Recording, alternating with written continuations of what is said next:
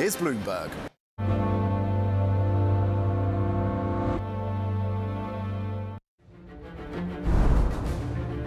I'm Joe Matthew alongside Kaylee Lyons in Washington. Tonight, a special edition of Balance of Power, the U.S. military strike on Iran and the threat of a widening war in the Middle East. The president authorized a precision operation to neutralize the threats to our national interests posed by the Iranian nuclear program. This mission was not and has not been about regime change. History will record that President Trump acted to deny the world's most dangerous regime the world's most dangerous weapons. Tonight I can report to the world that the strikes were a spectacular military success.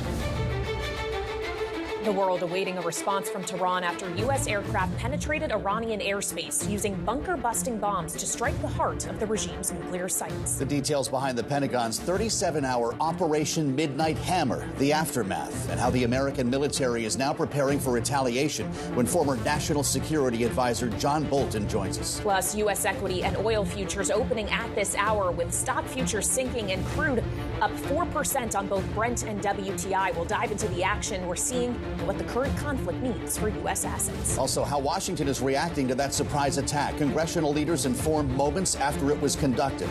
We'll speak with the vice chair of the House Foreign Affairs Committee when Congressman Issa joins us. All of that and more on this special edition of Balance of Power, the attack on Iran. Iran, the bully of the Middle East, must now make peace. If they do not, future attacks will be far greater and a lot easier. Tonight, new details on the surprise multi-pronged strike on Iranian nuclear facilities. The President of the United States announcing it to Americans less than 24 hours ago. A short time ago, the U.S. military carried out massive precision strikes on the 3 key nuclear facilities in the Iranian regime: Fordow, Natanz, and Esfahan. Everybody heard those names for years as they built this horribly destructive enterprise. Let's get right to Bloomberg's Tyler Kendall at the White House now as the world waits for potential retaliation from Iran. The State Department is now urging increased caution to U.S. citizens abroad. Tyler? Yeah, hey, Joe, good evening. Well, a U.S. official tells us that President Trump has spent today working here at the White House. It is our understanding that he had a phone call with U.K. Prime Minister Keir Starmer a short time ago as the U.S. and its allies are calling for talks to resume over Iran's nuclear program, with President Trump threatening further action if Iran does not come to the negotiating table. But it's something that Iranian officials reiterated today cannot happen unless the strikes against them stop first. Now, it is interesting to note that U.S. officials really have maintained that the mission of this operation has been to destroy Iran's nuclear program and its ambitions. But then we got a post from President Trump on Truth Social within the last hour where he used the words regime change, reading in part, quote, "If the current Iranian regime is unable to make Iran great again, why wouldn't there be a regime change?" We should note it's unclear under what circumstances the U.S. would really support this. But looking ahead, we are going to have to consider that as a factor here as we watch how both sides are going to react. Another thing that we're waiting on is that U.S. officials, as well as the International Atomic Energy Agency, do tell us that it is going to take a long time to get that fuller assessment about how much damage actually did happen when it does come to these strikes. But we did hear from Vice President J.D. Vance earlier today in a series of interviews where he said that the U.S. maintains that it did significant damage when it comes to delaying Iran's ambitions for a nuclear weapon. But he did signal that Iran still holds on to a stockpile of enriched uranium. Well, and of course, as we consider the capabilities Iran may still have at its disposal, Tyler, what risk does that put U.S. troops in the Middle East in now, and what is the White House doing to try to hedge against that risk? Well, the White House has said that it has been proactive when it comes to protecting our troops. As you well know, we did move personnel out of Iraq last week as one example. But given the fact that there are more than 40,000 troops deployed in theater at the moment, that really does heighten the risk here when it comes to how the U.S. is viewing this picture holistically. We should say, though, that our analysts at Bloomberg do indicate that Iran might temper its response due to a few different factors here, including a weak economy, domestic discontent with the regime, regime, and also the fact that we haven't really seen strategic allies of Iran lend anything more than rhetorical support at the moment, though, of course, we are watching it very closely. But Joe and Kaylee, today, Iran's parliament did vote to close the Strait of Hormuz. Now, that doesn't mean it's going to happen, but that would be, of course, a significant development in this, and no doubt would be contributing to the moves that we're seeing when it comes to oil. All right, Tyler, thank you. Bloomberg's Tyler Kendall live at the White House. We'll check back with Tyler a bit later on this hour. Today on NBC's Meet the Press, Vice President J.D. Vance, to Tyler's point, shared whether he believes President Trump wants regime change in Iran. Here's what he said. It was not an attack on Iran. It was not an attack on the Iranian people. This wasn't a regime change move. This was designed to degrade and or destroy 3 nuclear sites related to their nuclear weaponization ambitions. There are no planned military operations right now against Iran unless they mess around and they attack American or American interests. Then they're going to have a problem. Clearly, that was Secretary of State Marco Rubio, who's also doubling now as the president's national security advisor. This morning, Defense Secretary Pete Hegseth discussed the extent of the strikes against Iran's nuclear program. Listen.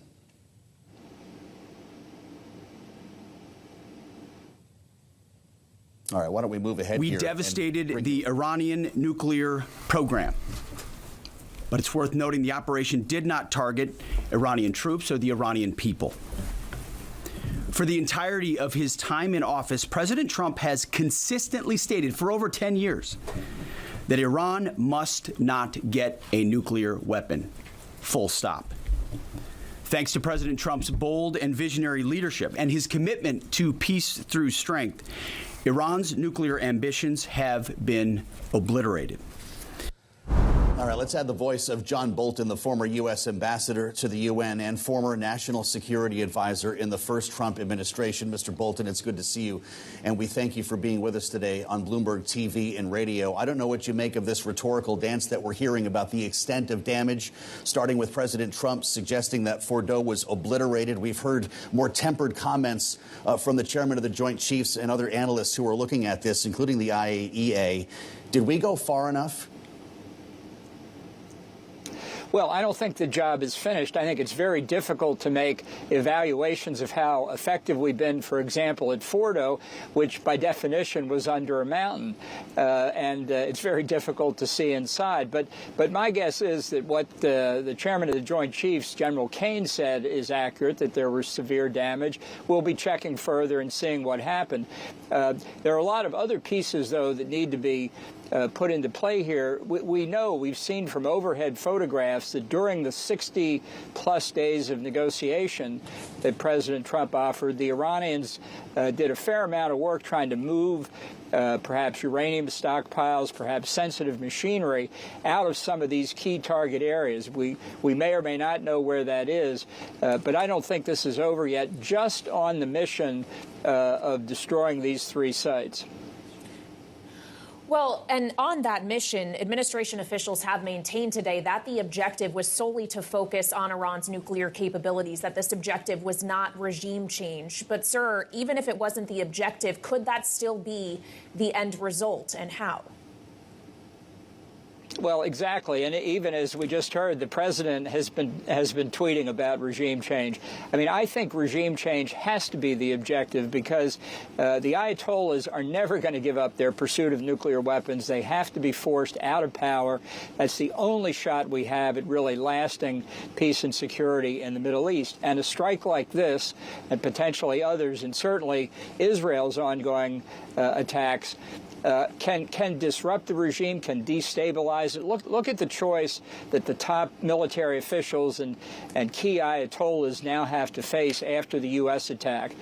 They've been beaten badly by the Israelis ever since Hamas's attack on Gaza, out of Gaza on October the 7th, 2023.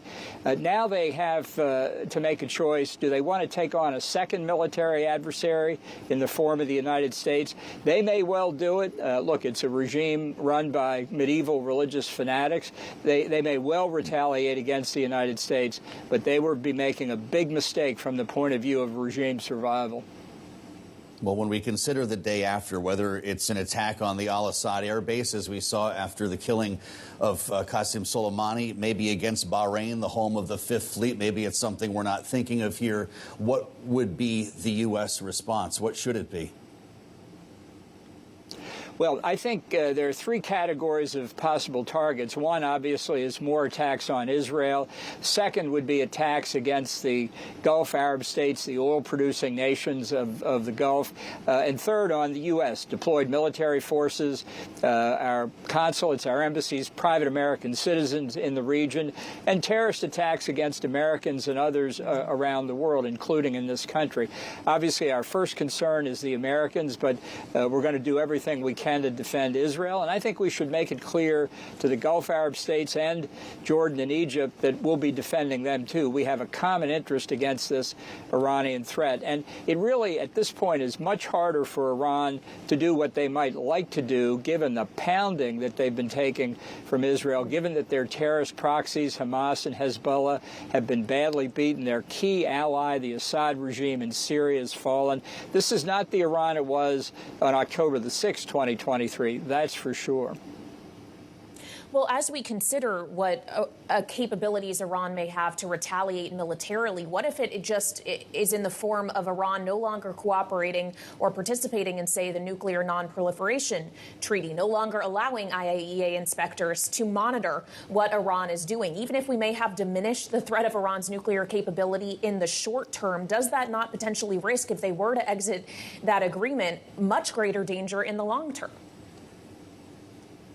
No, it wouldn't make any difference at all. They've been violating the Nuclear Non-Proliferation Treaty for 25 or 30 years as it is now, because their commitment under that treaty was not to seek nuclear weapons in any form, and that's exactly what they've been doing. So withdrawal from the treaty is just meaningless. And as for the IAEA, look, it's been excluded from key sites, the weaponization activities and many others, for quite some time. IAEA is a good agency. I have a lot of respect for it, but it's not an intelligence agency. Frequently, the most important information that the IAEA deals with, we have given them. Iran's parliament has voted to close the Strait of Hormuz, as you've heard. You may not take that seriously, John Bolton, but I wonder what our capability would be. If we see Iran begin to lay mines, could we stop that, or is there another way that they could close the strait? Well, there are a number of ways they could try and do it, and that's why we've put substantially greater naval assets in the region, more on the way. This is something I think that may be more bluster than anything else.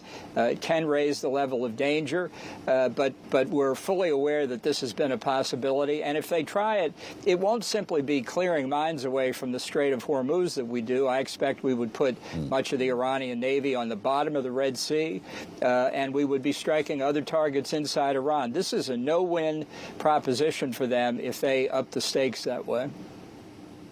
All right, John Bolton, former U.S. ambassador to the UN and former national security advisor under the first Trump administration. Thank you. And as we consider the Strait of Hormuz, I would note that oil markets don't seem overly concerned by the prospect of that being choked off at this point. Both Brent and WTI futures up just over 3%. Brent crude right now trading at $79.50 a barrel.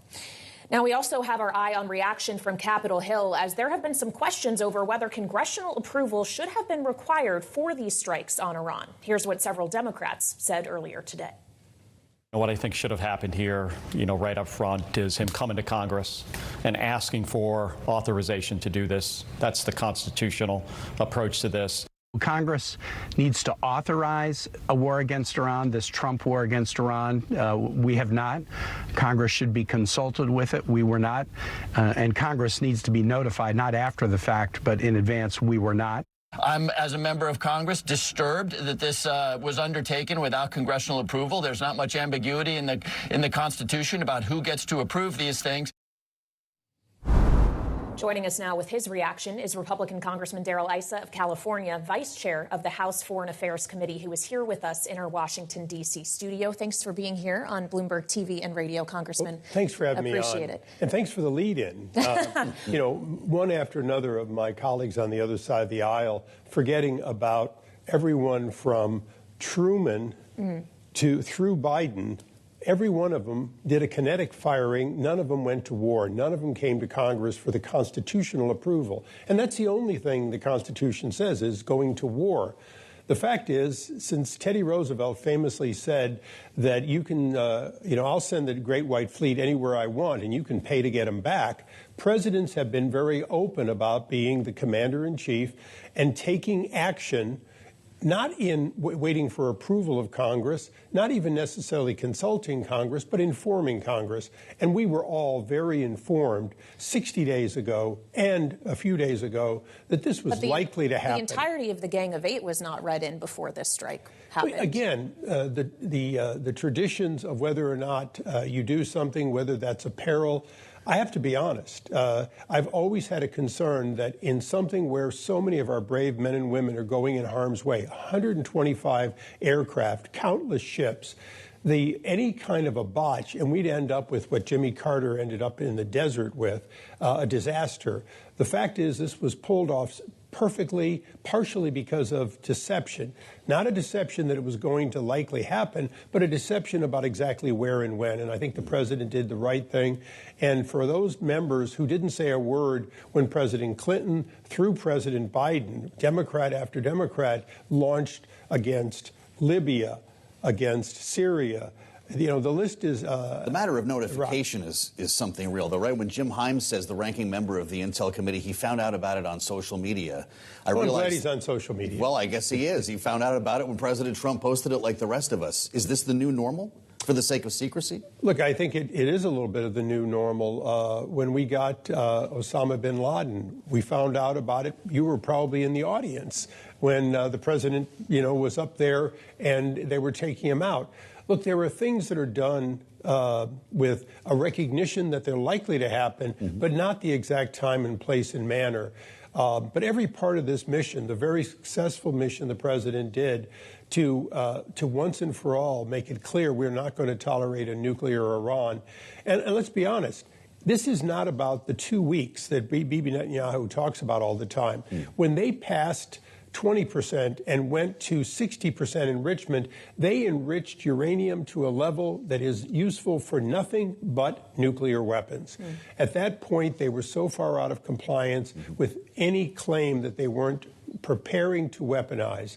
And again, the president has made it clear he's holding out an olive branch every day, including today, but he's also made it clear he will not tolerate the continued behavior that has cost so many American lives all the way back to the early 1980s when the Iranian regime was young. They have been killing Americans. I would note, Congressman, while we did hear from a number of Democrats, there is also one of your Republican colleagues, Thomas Massey, who has said that this was unconstitutional. He's pushing a war powers resolution he would like to see have a vote. If the olive branch does not work and the U.S. has to take continued military action, is that worth a vote? Should Congress get involved at that point? I served with Ron Paul, the original Dr. No. I served on Judiciary and the full committee, the full Congress, with Thomas Massey. He's a wonderful libertarian with a wonderful interpretation. But just so you understand, the same Thomas Massey who absolutely says we have to do this in the Constitution would say that books, if they include statements about the law, can't be copyrighted. You can have a purist opinion, but history says that all the way back through Truman, before the War Powers Act, and since, president after president, to keep America safe, have acted without specific notice to Congress until after the fact. If we, in fact, had a protracted conflict with Iran, though, I presume would sign off on a war powers agreement. Absolutely. If we're going to put ground troops there, which I do not advise, look, Iraq was in a war with Iran for 8 years. There's 91 million people in Iran, most of whom are innocent victims of their own unelected regime. So when it's all said and done, we need to do for the Iranians what we can do, which is diminish the ability of that nation to export terrorism, encourage them to spend that vast oil money on their own people, and empower them to make regime change if they choose to, not us. If there's going to be regime change, President Trump has made it clear, if there's going to be regime change, it's going to be not at the hands of the United States, but at the hands of Iranians who have had enough of their now weakened regime that has been in power for 47 years. That's the reality. And it's not going to be Iranians living outside Iran, and it's not going to be Americans. It's going to be Iranian people who have risen up again and again, only to be stabbed in the streets, imprisoned in vast amounts. You know, let there be no doubt, this is a regime that has captured and killed their own people for 46, 47 years. This is a regime that has led to deaths of Americans and others around the globe. And I happen to be of Lebanese ancestry, and I can tell you, I have been going to that region for 30 plus years. They have created a situation in which one of the most beautiful places on the planet, a place in which Christians, Jews, and Muslims live together, and many other sects since the beginning of time, they do not, because they're captured by Hezbollah, funded by Iran. So when I'm passionate about the need to support Israel, I'm supporting Israel because they're our ally, but I'm also supporting the fact that Iran, since the time I was a second lieutenant, or first lieutenant, I guess, in 1979, they have been the nemesis of president after president, and they have led to a cost to the world, the cost of freedom and progress, not just in Iran. So passionate about it, yes. Happy about what's happened? No. You're never happy that this was necessary. President Trump did everything he could to avoid it. Let's face it, he went through his first 4 years trying to avoid it. And he went into this administration trying to avoid it. But the difference now is Iran has to make a decision. They're no longer in the nuclear business. Are they going to try to go back to the rocket and missile business? Are they going to try to close down the straits? I got to tell you, when they did it in 1987, Reagan responded by sinking their fleet. And I have no doubt that this president who wants peace is not going to tolerate the international order being disrupted by these people. And Congressman, finally, how much will China and Russia, and whether or not they decide to lend a helping hand to Iran, dictate how things move forward? China and Russia have been opportunist in this, but I don't think they want to go directly against the United States. It's not in their interest. The fact is, China and Russia, particularly China needs the rest of the Gulf countries to not be their enemy. China needs to not be a nemesis, and China has their own problems. So when it's convenient, have they bought oil at a discount? Absolutely. Would they like to continue? Yes. And by the way, if there's a change in the regime of any sort, I'm sure they'll still be selling to the Chinese. They're good customers.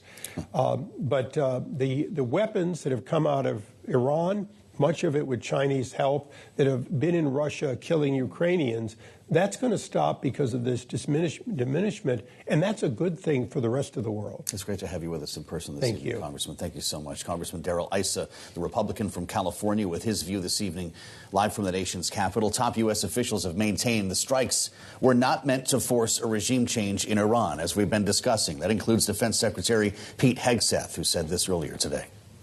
This mission was not and has not been about regime change. The president authorized a precision operation to neutralize the threats to our national interests posed by the Iranian nuclear program and the collective self-defense of our troops and our ally Israel. President Trump seeming to contradict that message in a social media post this afternoon, writing, quote, "It's not politically correct to use the term regime change. But if the current Iranian regime is unable to make Iran great again, in all caps, why wouldn't there be a regime change?" 3 question marks. For more on what's next for the political outlook in Iran, we turn now to Jen Gavito, senior advisor at the Cohen Group, former acting principal deputy assistant secretary of state for Near Eastern affairs under President Biden. It's great to have you back with us here now that we have seen the strikes take place. Your thoughts as we casually discuss regime change and a potential Iranian population that's standing by to rise up. Is this naive? I think it's tremendously naive. And I should say first, it's great to be back with you. I do think that this is tremendously naive. We have seen nothing to date that suggests that the Iranian public is in a position at the moment to rise up. It's certainly true that this is a brutal regime. Certainly true that it suffers from the lack of credibility among its people. That being said, there don't appear at first glance to be viable alternatives available to foment the type of uprising that would be needed. And I do think it's very important to remember that this is a sophisticated form of government. This is not is not Gaza. This is not Syria. This is layers upon layers of institutions. And so it's not even clear necessarily what regime change would mean. Does that mean deposing the supreme leader? Well, that's an excellent point. I guess we all have questions about that. I wonder, though, Jen, if you think regime change is naive, is it also naive to think there's a chance of Iran returning to diplomacy, to the negotiating table? What incentive do they have to do so at this point? Yes, certainly. I hope that they will find their way back to the negotiating table. I am not sure how that happens in the immediate term. I think if you look historically at how Iran has responded to strikes, certainly not by the U.S. in recent memory, but against their interests, and history will tell us that they are going to respond. I think that goes without saying. And so whatever warnings we've heard out of the administration, to the contrary, I think just again, is not necessarily realistic. I think what will be telling, though, in their response is whether, it looks like they are attempting to de-escalate the situation or whether they continue to escalate. My prediction would be that they will feel like they have to strike back in a serious way. Their nuclear program, their missile program, those are existential for this regime. And so this has been a significant hit against their interests. And I think that you are likely to see a pretty considerable response. And so again, then, what comes next? Does the U.S. administration then seek themselves to de-escalate and try to provide the incentives that you referred to get them back to the negotiating table? Or does the situation, the escalatory cycle, continue in a way that it's difficult for either side to back down? And I think there's real danger there. Well, so is this a traditional military response, in your view, Jen, attacking our air bases, for instance, in Baghdad or Bahrain? The Fifth Fleet is based in Bahrain. We've got bases in Syria and Kuwait to worry about. Or is it a cyber attack or, God forbid, a terrorist attack here on American soil? I think it could plausibly be all of the above. We know that they are active in the United States. We know that they have cyber capabilities, but we also know that, more traditional attacks, particularly against U.S. interests, which they have already threatened, are all in their arsenal. And so I think that it could come in any of those manners. The other thing I think that, is, again, important to remember is that Iran in the past has really exercised some strategic patience in retaliation. And so while we are almost certainly going to see some sort of response in the days ahead, I'm not sure that we're going to see the total response. And so, you could look, I think, certainly months out and predict that there will continue to be implications, even if, things stop here as far as U.S. strikes go. Okay. All right, Jen, we appreciate it. Jen Gavito, senior advisor at the Cohen Group and former acting principal deputy assistant secretary of state for Near Eastern Affairs during President Biden. Thank you. Coming up, oil futures up 3% as the market weighs the risks of Iran disrupting energy flows in retaliation for this attack. We'll discuss with Bob McNally of Rapidan Energy Group next on Bloomberg TV and radio.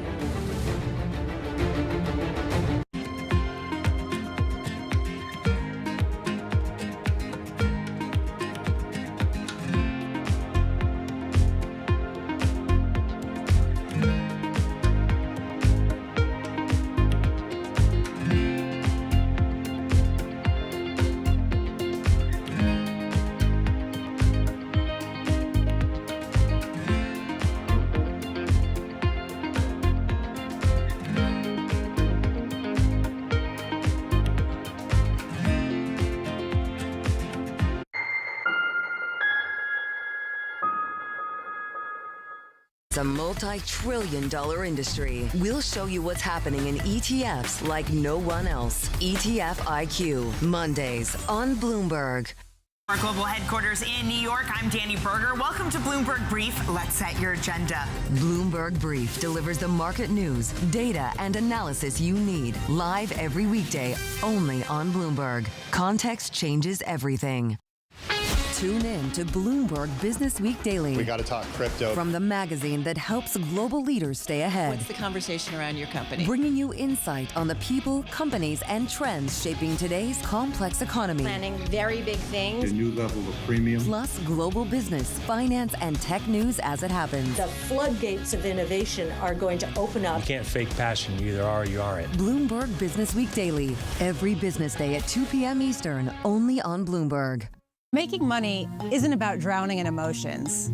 It's about understanding what's actually happening. Markets are the best way to glean signal from noise, and that is what we try to do every morning. This is Bloomberg Surveillance. U.S. jobs numbers are released. Bloomberg has the report under surveillance with crucial data and expert analysis at terminal speed. Nobody covers Jobs Day like Bloomberg. I can report to the world that the strikes were a spectacular military success. Iran's key nuclear enrichment facilities have been completely and totally obliterated. I know that battle damage is of great interest. Final battle damage will take some time, but initial battle damage assessments indicate that all 3 sites sustained extremely severe damage and destruction. That was President Trump last night announcing the U.S. military attack on Iran, and General Dan Kane, the chair of the Joint Chiefs of Staff, this morning providing an early assessment of the damage. And back with us now on this special edition of Balance of Power on Bloomberg TV and radio, live from the North Lawn of the White House, is Bloomberg's Tyler Kendall. So, Tyler, obviously there is still much we don't know about the extent of the damage that the U.S. was able to inflict on Iran's nuclear capabilities. But what else have we learned throughout the course of today? Yeah, hey, Kaylee. Well, a U.S. official tells us that President Trump has spent today working here at the White House, but that doesn't mean that we haven't heard from the president. In fact, he did comment on what he thinks has been the extent of the damage, calling it monumental. In one of his flurry of posts on Truth Social, he also confirmed for us that those B-2 pilots are now back at their home base in Missouri. And then in a third post, we talked about this at the top of the program, but it is worth reiterating. He did mention the words regime change in a post, although it is unclear under what sort of circumstances the U.S. would really get behind that idea. So those are sort of the threads that we're watching at this hour. But of course, it comes against this important backdrop of how is Iran going to end up retaliating here. And that is something that the White House has said that they are prepared for and they are watching closely, particularly when it comes to U.S. personnel in the region. Now, we should say that our analysts at Bloomberg Intelligence say that there are sort of 3 ways that this could go. One would be a calibrated response by Iran that could even look as if Tehran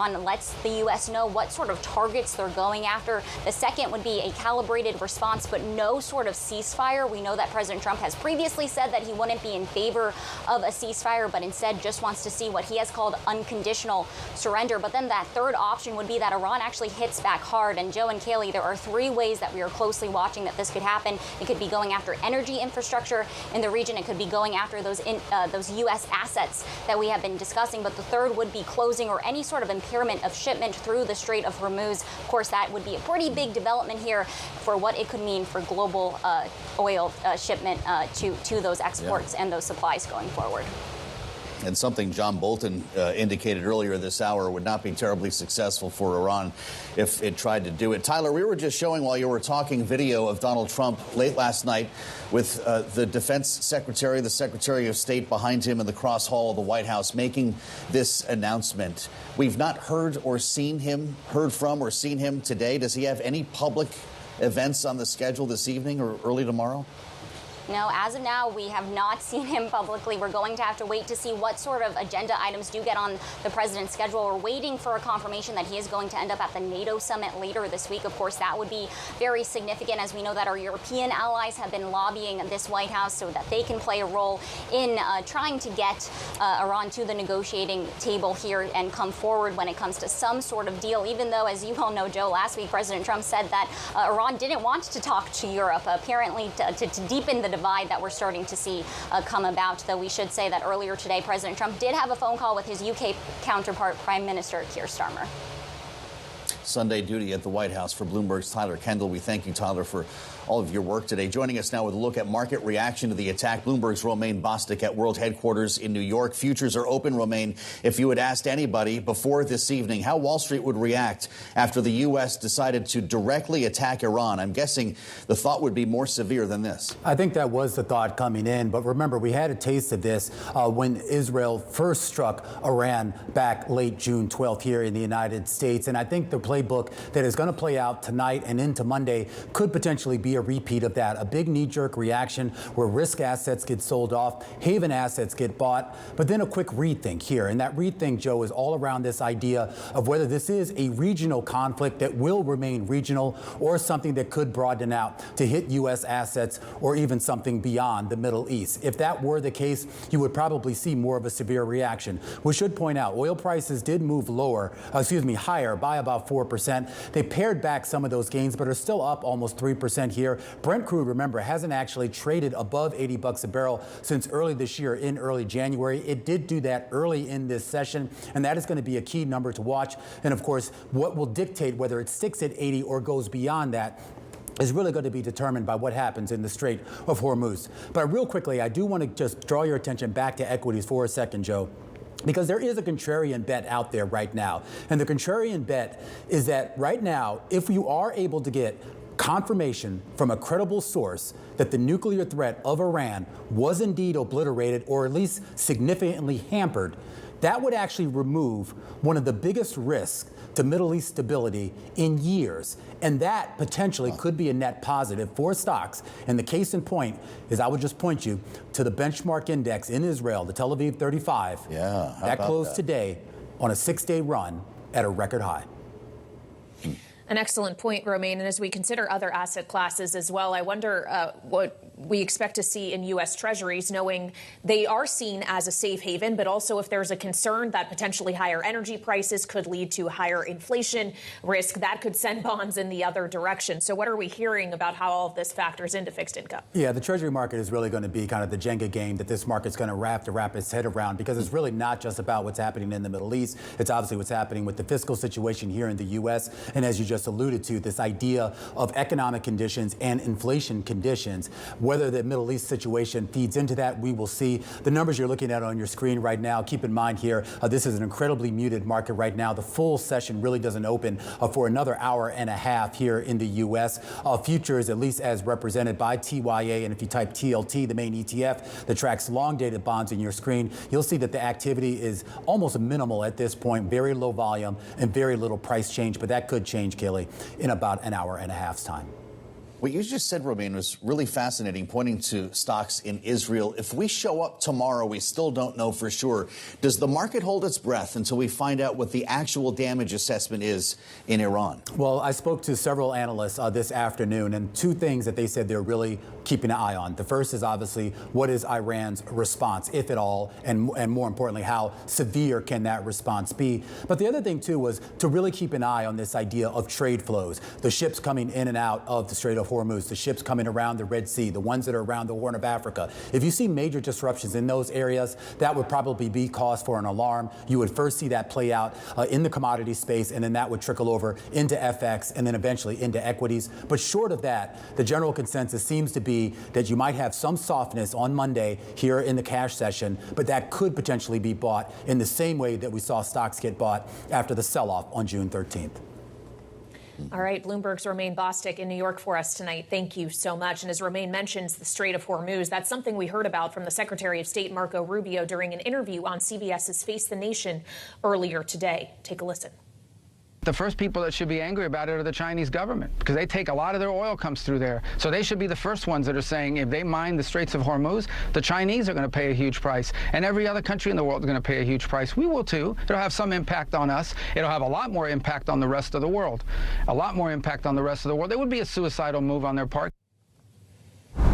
Joining us now for more is Bob McNally, founder and president of Rapidan Energy Group. He was also a White House energy advisor to President George W. Bush. Bob, welcome back to Bloomberg TV and radio. I don't know what you think the probability is of Iran actually doing what they've threatened to many times before and never have done, choking off the strait entirely. But do they have potentially just as disruptive secondary options available to them when we think about all of the energy infrastructure in this region? Yeah, no, thank you. It's great to be with you. I think Iran will be very cautious and careful about attempting to fully disrupt the 18 to 20 million barrels a day of oil, 20% of traded LNG that goes through the Strait of Hormuz. They could do it. They have the military means to do it, but I think the secretary's right. They'll be reluctant to do that. It would be suicidal and self-harming. As you noted, they have other options. In September of 2019, they did a demonstration attack on the most important energy infrastructure in the world, the Saudi stabilization plant at Abqaiq. And that Sunday, we had the biggest open ever in Asia. We hardly see that right now. So they could also have proxies harass or attack ships here and there without a full-blown attempt to disrupt all of Hormuz traffic. So they have options to flash, if not play, the oil card. Really interesting, Bob. You were with us a week ago tomorrow, setting the table for what was about to happen here. You talked about these possibilities, and we've seen oil behave pretty well since then. Is this market whistling past the graveyard, or is it in fact pricing in the risk that we're facing in the next couple of weeks? Yeah, Joe. No, I think we see an oil market that, as we discussed, is pretty inured to geopolitical disruptions in oil markets. Over the last few years, we've had several false alarms, the Russian invasion of Ukraine being one, and Israel and Iran's exchanges last year being another.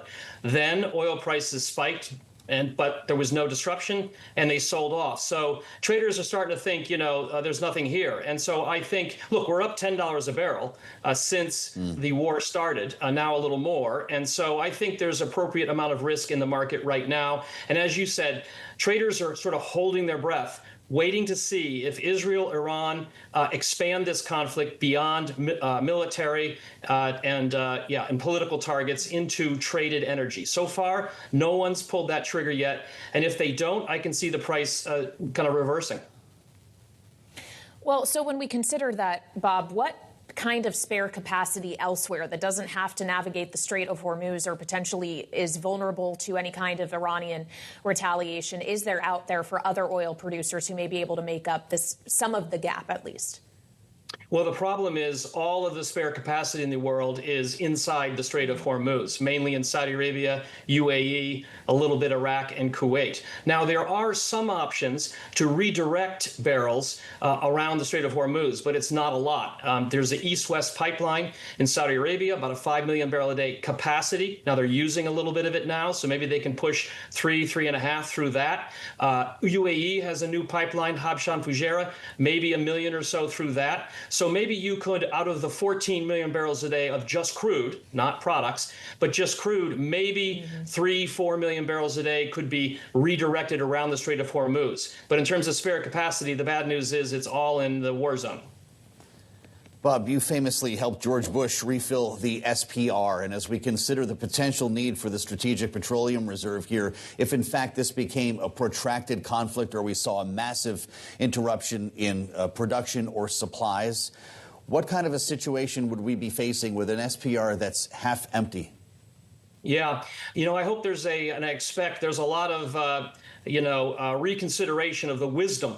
And both parties did this initially, of selling down the SPR, as you noted, and then President Biden spilled about half of it for no good reason, really, after the Russian invasion of Ukraine. So here we are at a little over 400 million barrels. So we have half the capability that we would otherwise. And we're the biggest strategic stock holder in the world after Japan and Germany. So look, I think if we saw an interruption, there would be a coordinated stock release between us and our IEA partners, International Energy Agency partners. But we could maybe do 2 million barrels a day. But again, there's the math problem. We have 14 million barrels a day of just crude, another 6 or so of products. And, that's only going to make a dent. So it's unfortunate. And hopefully if there's a silver lining from all this, Joe, from an energy policy perspective, there will be a bipartisan reconsideration of the wisdom of letting down our guard and our defenses. And finally, Bob, knowing that you know the Gulf states quite well, they obviously have not reacted positively to the U.S.'s decision-making here. What is their greatest concern right now? What role do you expect that they will play in what happens going forward? Yeah, the Gulf countries are very concerned that the war will expand to include attacks on key Gulf infrastructure. Abqaiq, Khurais, Rawais, other big terminals, refineries, they're all there in close proximity to Iranian weapons they still have, and they desperately don't want to see this conflict become a general conflict in the region. And so they're very worried, very concerned, laying low. OPEC Plus is not changing policy. From an energy perspective, I think their message is we're going to stay with what we're doing, we're going to lay low and hope this blows over. An important voice for us this evening, Bob McNally, the founder and president of Rapidan Energy Group. Bob, thank you so much for being with us. President Trump's decision to strike Iran, a major reversal from his campaign promise to be a peacemaker, no new wars. Here's the president during his inaugural address in January.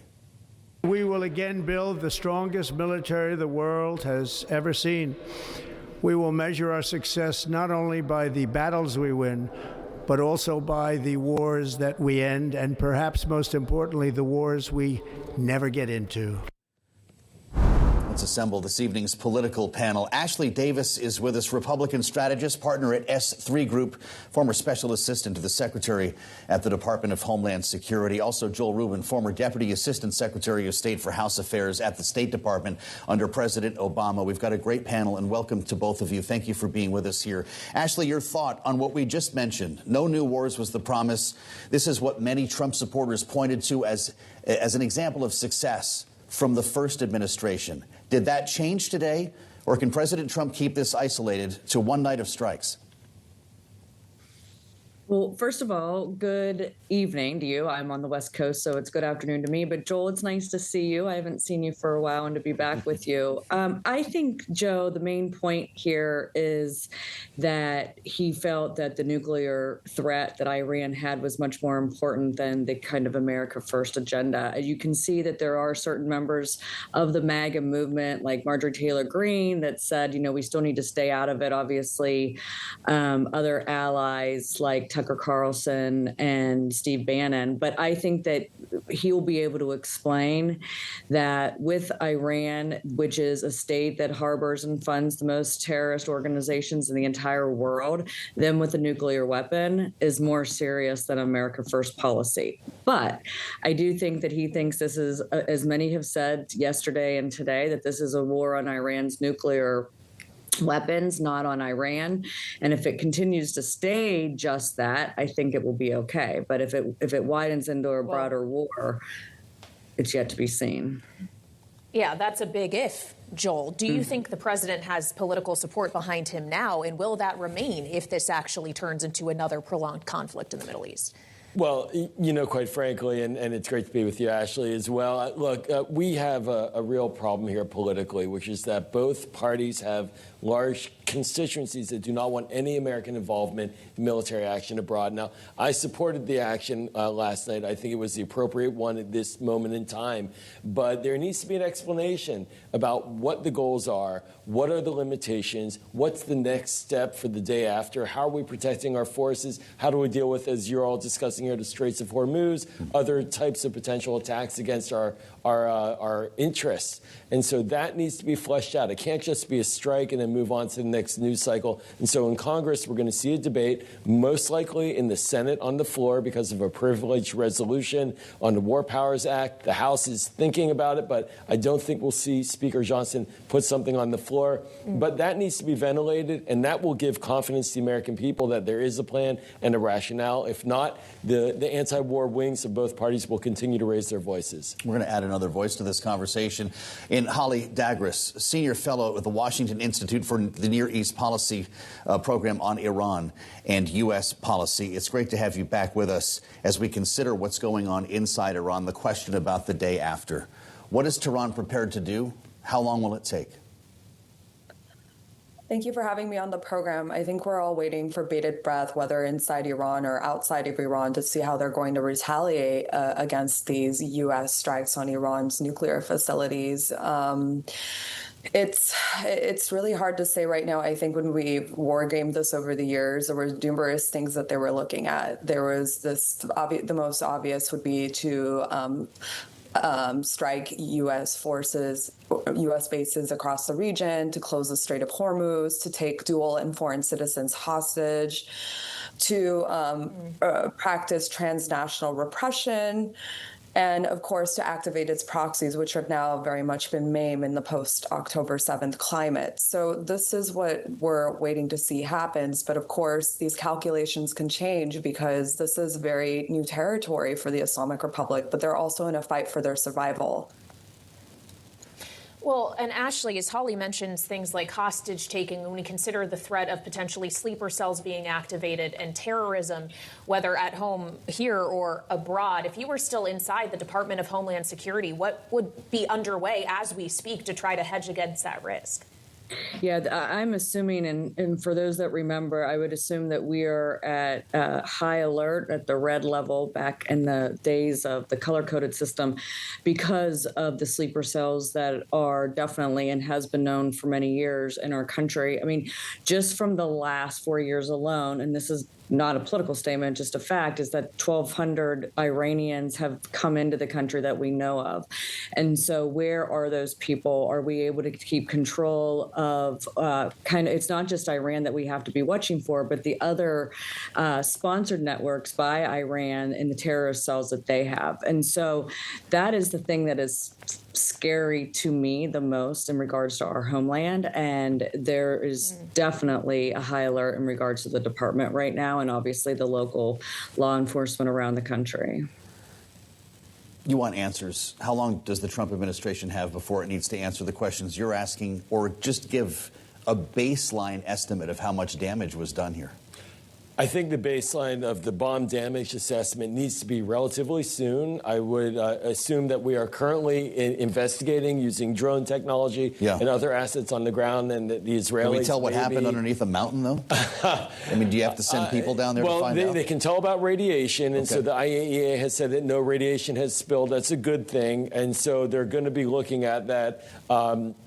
My goodness, if it takes too long, it's going to create more turmoil. But regarding timing, much of it, as Holly points out, depends upon the Iranian reaction. If Iran does not physically react in the near term, I think that we'll see a lot of people moving on. But I just can't see that happening where they are completely passive at this moment. There's too much need, as Holly again points out. They are in a fight for their survival. They also internally have to take care of ensuring that this is not a window of opportunity for the opposition to lean in and say that now the regime is destabilized and we can make a move. So there are a lot of factors here that are out of our American control as well that will be driving this timetable.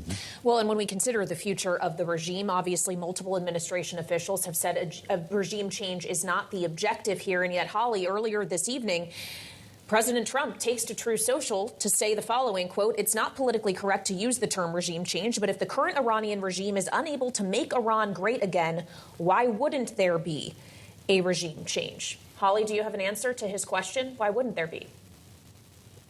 I mean, from what we're understanding from President Trump's public statements is that he still is open to negotiating, to stopping this war from going on. But at this juncture, it's hard to imagine the Iranians sitting at a table when they were supposed to sit across Steve Witkoff just 3 days before the strikes began. And then, of course, everything's history now. So I think that just to tell them, hey, we've struck your nuclear program and now we expect you to sit down with us, I think that's really hard to believe that the Iranians would be open to right now. What they think they would very much be pushing for is some sort of ceasefire. But on the topic of regime change, I just want to note, we're not just hearing this from U.S. President Donald Trump. We're also hearing this from Israeli Prime Minister Benjamin Netanyahu. He put out a public statement calling on the Iranian people to rise up and change their regime. We also heard that from former Prime Minister Naftali Bennett. The name of the operation is Rising Lion. Rising Lion, of course, is a biblical reference officially, but it also is a dog whistle. It's a dog whistle to a life in Iran pre-1979. And the tweets that the IDF has been putting out in Persian includes actual images of a lion and a sun. And that is a very much symbolic of Iranian nationalism. So this whole idea that maybe Trump is just saying something, I think that there's something hidden between this messaging right now. We just don't know. because they haven't targeted political leadership thus far. Ashley Davis, I want to tap your experience as an expert in homeland security as we consider the possibility of an asymmetric attack, questions about the day after. How prepared is the U.S. for a terror attack here at home? The scariest thing about a terror attack here in the United States is not knowing how they're going to attack you. So are we ready for someone taking over a plane again? Yes. Are we ready for suitcase bombs in the middle of New York? Yes. Are we ready for someone going into a Starbucks in Iowa and blowing themselves up? How do you ever predict that? So I think that there are big things that we have and are better than we were pre 9/11, but there's still a long way to go. We still do not have the capability of interoperability between our law enforcement on a state and local level and our federal forces. We're getting better, but it's 24, 25 years later, and we're still not up to capacity. And as I said at the beginning here, and this is just the unknown, the scariest part of a terrorist attack is the unknown of what they are going to attack. And also, let's go back to COVID. If we have some sort of biological agent that is dispersed throughout our country, are we ready look at how we dealt with COVID throughout the country and the world. Are we ready to deal with a biological weapon? Not too sure about that. All right, Ashley Davis, we appreciate it, as well as Joel Rubin and Holly Dagres, all of you. We appreciate your time and insights today on this special edition of Balance of Power. And on a programming note, this conversation will continue tomorrow on Bloomberg Surveillance, where at 8:15 a.m. Eastern Time, they'll have a live interview with Danny Danon, Israel's ambassador to the United Nations. We'll get back here as well, of course, on Balance of Power, the early edition, and we'll be back here at 5 p.m. Eastern Time. In the meantime, check out the Washington Edition newsletter on the terminal and online. We thank you for joining us. This special edition of Balance of Power. Alongside Kaylee Lyons, I'm Joe Matthew. We'll see you back here tomorrow on Bloomberg TV and radio.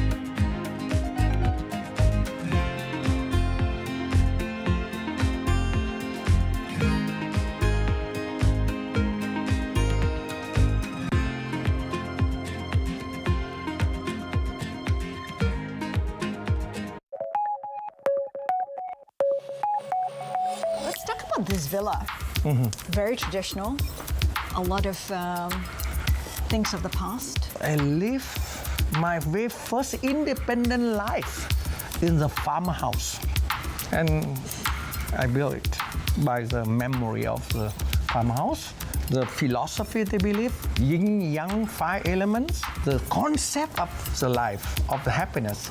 They build this kind of roof like boat, and man and woman, and bowl of rice. Everyone should be happy if have somewhere to live, something to eat, and someone to love. So you're defined a lot by your past experiences.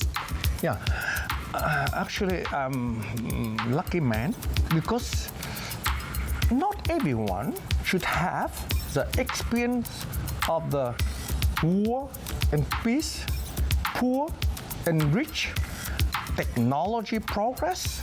I changed during my life, rich by experience. There's an appreciation for what you have now. And therefore, peace is the most important thing for today, for Vietnamese, and I think for human beings, for the world.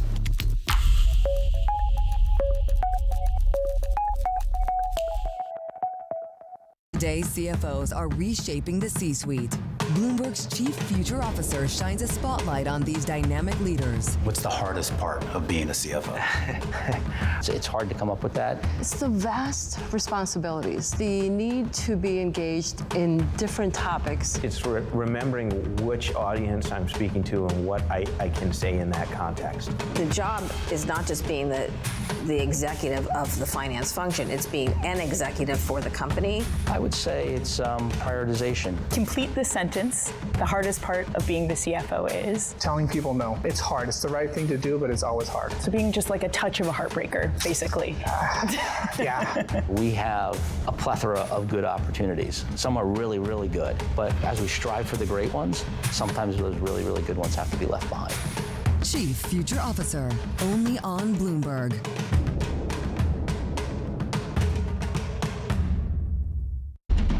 What is going to be the consequence for U.S. markets?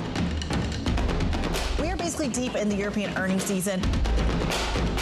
Take a look at how we're faring when it comes to Asian markets. Bringing you up-to-the-minute geopolitical news whenever and wherever it happens.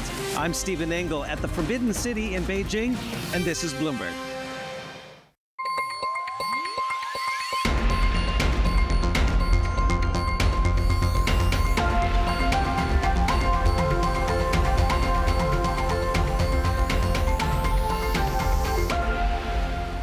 Iran, the bully of the Middle East, must now make peace. If they do not, future attacks will be far greater and a lot easier. Fears of a wider war in the Middle East after the U.S. military strike on Iran. This is the Asia Trade. I'm Avril Hong in Singapore. I'm Heidi Stroud-Watts in Sydney. The world now awaiting a response from Tehran after U.S. warplanes used bunker-busting bombs to strike the Iranian regime's key nuclear sites. We're already seeing that oil price jump as trade begins here in Asia. Gold, the dollar higher, U.S. stock futures declining as investors rush to safety. The Strait of Hormuz is now in focus, with Iran's parliament calling for a blockade of the waterway that's crucial to global oil trade.